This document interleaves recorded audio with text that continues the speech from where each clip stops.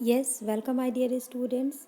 Yes, class. Today we are going to start our next chapter, chapter number 47, famous portraits, chapter 48, and picture reading 2.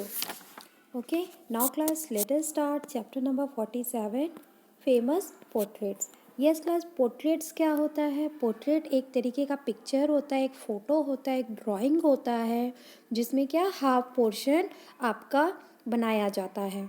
ठीक है, आप लोगों ने जैसे passport size photo देखी है, उसमें क्या होता है, हाफ फ़ोटो आपकी होती है आपकी बॉडी का, उसी को हम पोर्ट्रेट कहते हैं। आपको पता है वर्ल्ड में ऐसे बहुत से ऐसे पेंटिंग्स हैं, ऐसे पेंटर्स हैं जो कि बहुत ही पॉपुलर हैं अपनी पोर्ट्रेट्स के लिए। तो इस चैप्टर में हम कुछ उन्हीं फेमस पोर्ट्रेट्स के बारे में डिस्कस करेंगे और उसको किसने पेंट किया है हम उसके बारे में भी जानेंगे। तो now class, let us start this chapter, famous portraits. Now, a portrait is a painting, drawing, photograph, or engraving of a person, especially one depicting only the face or a head and the shoulders. यानी कि portrait क्या होता है? एक painting होती है, एक drawing होती है, एक फोटोग्राफ होती है किसी भी इंसान की, जो कि क्या है, उस स्पेशली आपका वो फेस उसमें होता है, हेड से लेके शोल्डर तक का हिस्सा उसमें बनाया जाता है. The intent is to display the likeness, personality and even the mood of the person. वो क्या दिखाता है? वो ये दर्शाता है कि पोर्ट्रेट की या फिर उस पर्सन की कैसा मूड है, कैसी पर्सनालिटी है, उसकी कैसी पसंद है, उस तरीके से चीज़ों को वो बना करके लोगों के बीच दर्शाता है. ठीक है, अब जैसे इसमें दिया हुआ है, name the painters who have painted this famous portraits. यहाँ पे कुछ फेमस पोर्ट्रेट्स दिए हुए हैं. ठीक है, आपको क्या करना है, इन पिक्चर्स को, पोर्ट्रेट को देखना है और बताना है कि इसको किसने पेंट किया है. ठीक है, now the first one is, first painting ऐसी पोर्ट्रेट है जिसे लोग बहुत जानते हैं, ये ऑल वर्ल्ड पॉपुलर पोर्ट्रेट है. इसको हम मोनालिसा बोलते हैं. ये मोनालिसा है जिनकी पोर्ट्रेट बनी है और इसको बनाया किसने था? लियोनार्डो डा विंकी ने पेंट किया है. ठीक है, हमें मालूम होना चाहिए कि मोनालिसा की पोर्ट्रेट किसने ड्रॉ किया है? लियोनार्डो डा विंकी ने किया है. Okay, now the second one है the girl with a pearl earring. एक ये गर्ल है, उसकी मोतियों की ईयरिंग है, इसने कान में पहन रखी है, तो उसी गर्ल की पोर्ट्रेट बनाई गई है. तो उसको किसने बनाई है? जोहेंस वर्मीर ने ड्रॉ की है इस पिक्चर. ठीक है, नाउ द थर्ड आपका दिया है विस्लर मदर. तो विस्लर मदर है, उसको किसने ड्रॉ किया है? जेम्स एबॉट एमसी नील विस्लर ने इसको पेंट किया है. नाउ फिर नेक्स्ट आपका दिया हुआ है फीमी ऑक्स ब्रास क्रियोसिस, women with a folded arm. ये एक पेंटिंग है, women with a folded arm. ठीक है, उसको किसने ड्रॉ किया है? उसको पैब्लो पिकासो ने बनाया है. फिर दिया है पोर्ट्रेट ऑफ लेडी. तो पोर्ट्रेट ऑफ लेडी किसने ड्रॉ की है? तो रॉजर वेंडर वेडन ने किया है. फिर नेक्स्ट आपका इसी तरीके से दिया है ग्रैंड ओडालिस्क. इसको किसने ड्रॉ किया है? जीन ऑगस्टी डोमिनिकी ने इसको ड्रॉ किया है. तो ये रही आपकी कुछ all over world famous portrait और उनके पेंटर. ठीक है, आपको अपनी कॉपी में भी सेम इसी तरीके से लिखना है.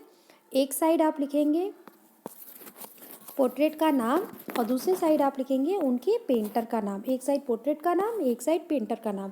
तो इस तरीके से आपको करके इसको कंप्लीट करना है. ठीक है, फिर नेक्स्ट आपका यहाँ फैक्ट फाइल क्या कह रहा है? It is a claimed that lack of eyebrows of Mona Lisa is a representative of high class fashion of the time.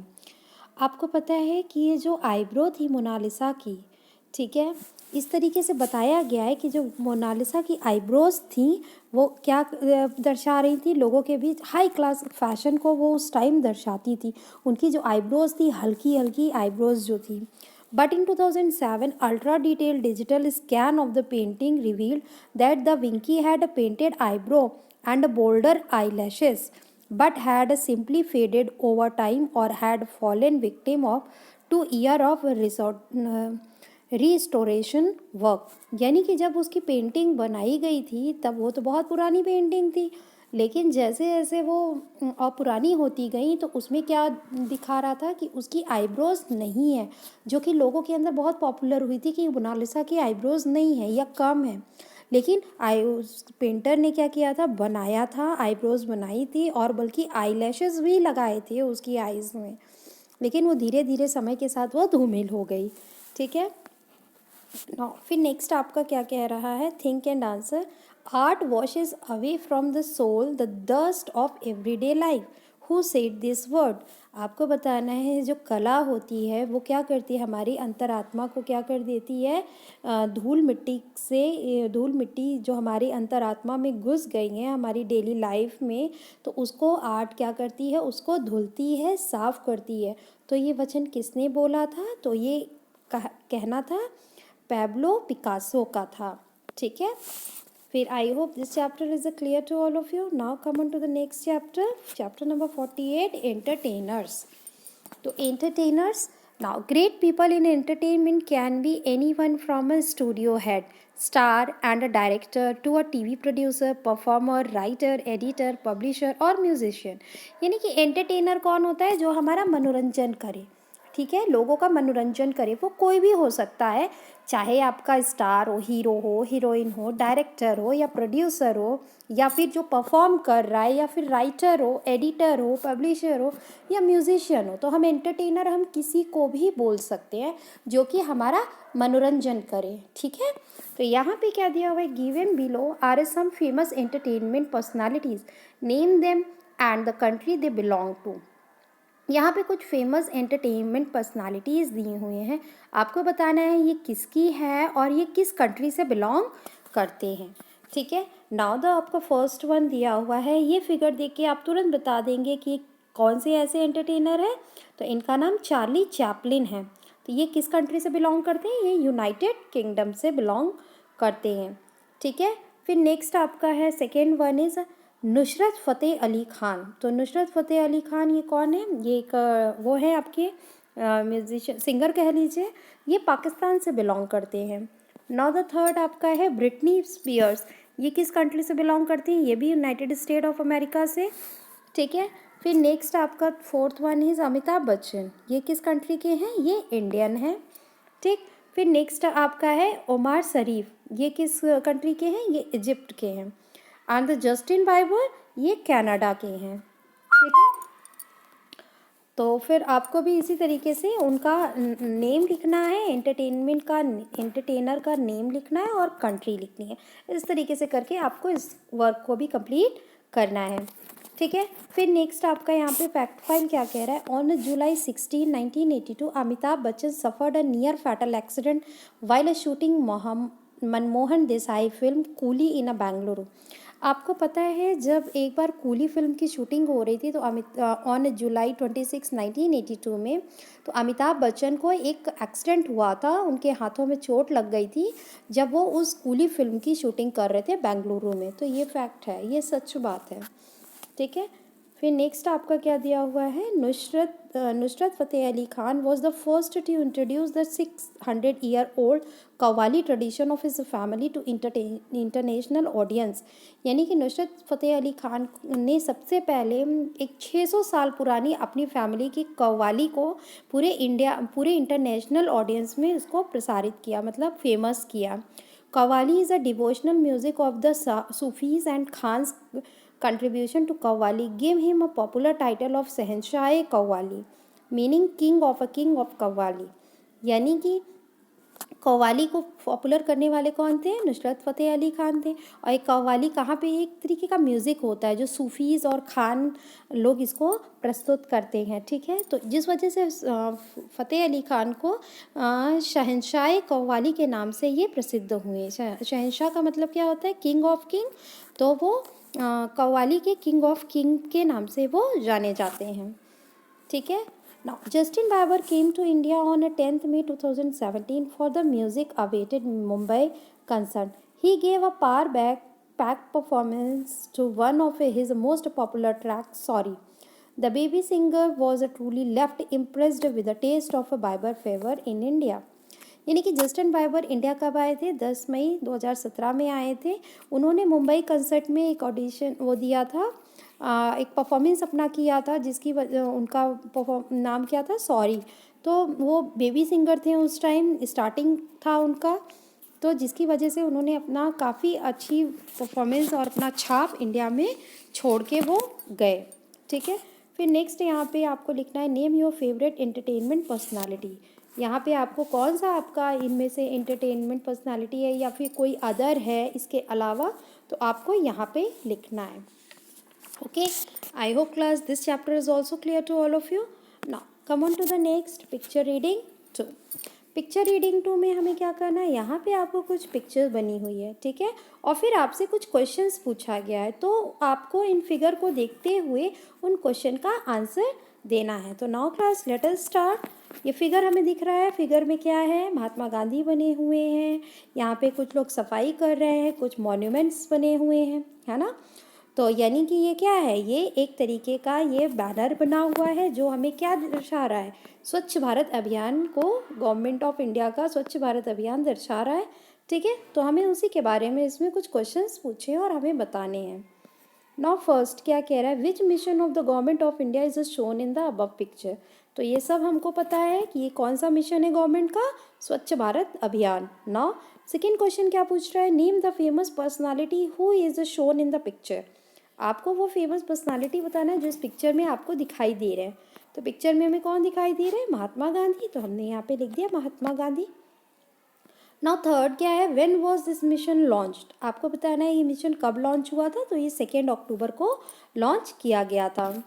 ठीक है, फिर नेक्स्ट आपका यहाँ पे दिया हुआ है name any 5 monument shown in the picture. आपको यहाँ पे कुछ मॉन्यूमेंट्स दिख रहे हैं, ठीक है, तो इनमें से आपको कोई 5 मॉन्यूमेंट्स यहाँ पे लिखने हैं। तो फर्स्ट आपको लोटस टेम्पल दिख रहा है, फिर आपको इंडिया गेट दिख रहा है, फिर आपको नेक्स्ट इसमें चार मीनार दिख रहा है, ताजमहल दिख रहा है, कुतुब मीनार दिख रहा है।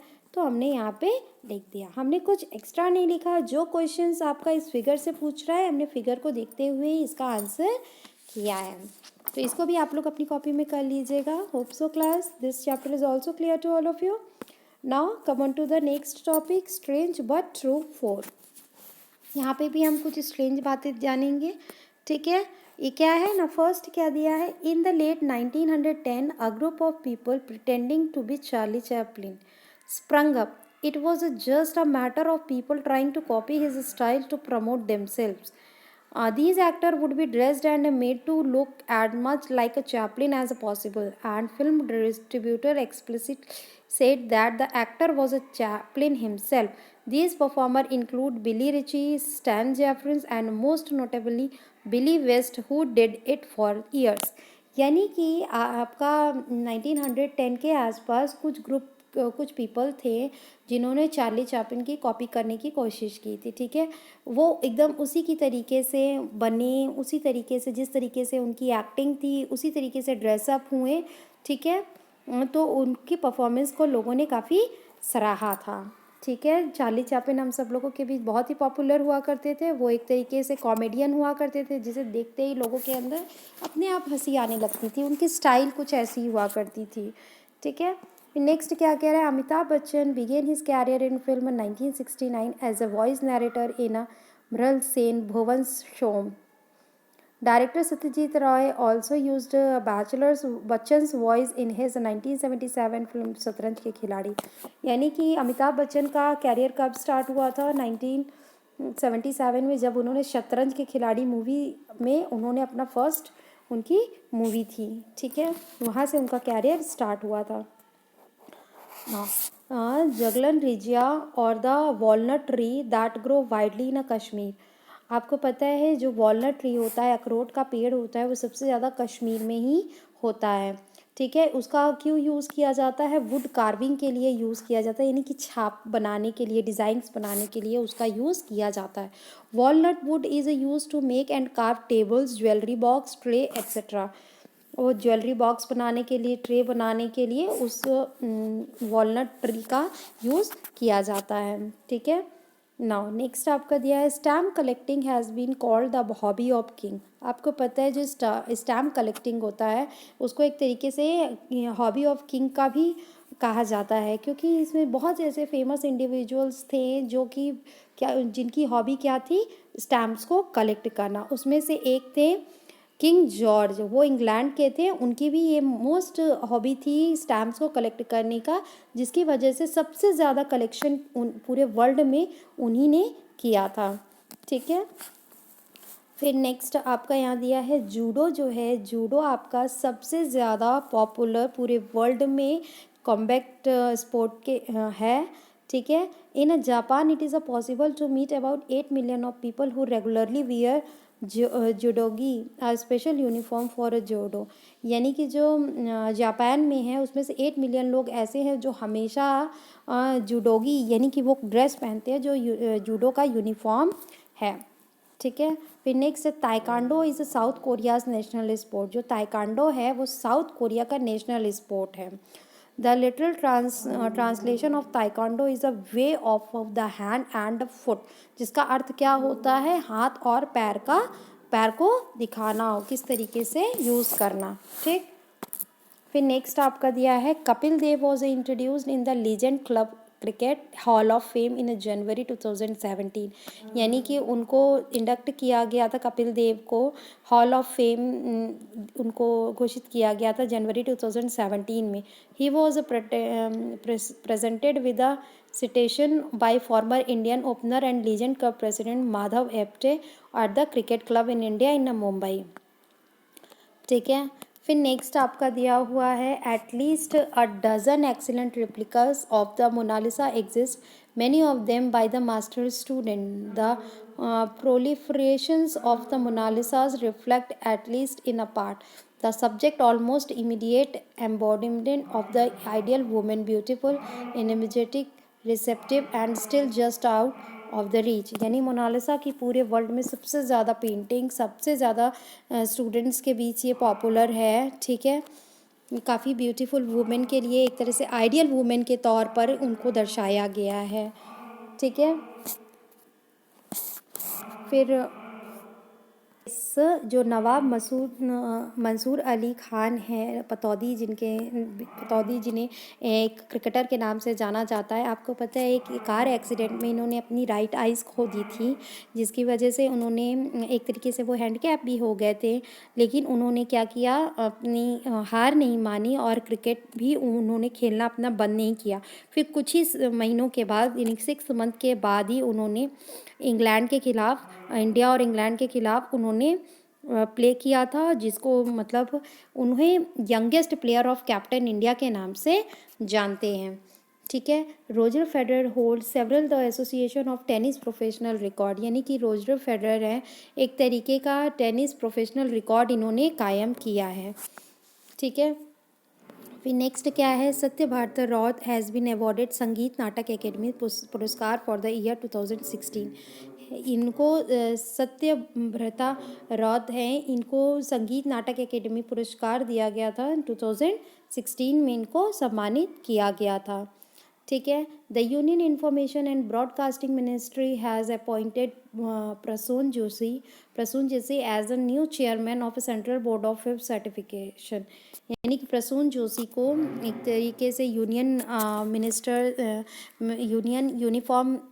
Union information and broadcasting minister ने प्रसून जोशी को न्यू चेयरमैन उनको घोषित किया गया था फिल्म बोर्ड सर्टिफिकेशन में। ठीक है, तो hope so class this is clear to all of you. एक बार आप लोग इसको फिर से रीड कर लीजिएगा and thank you for today class.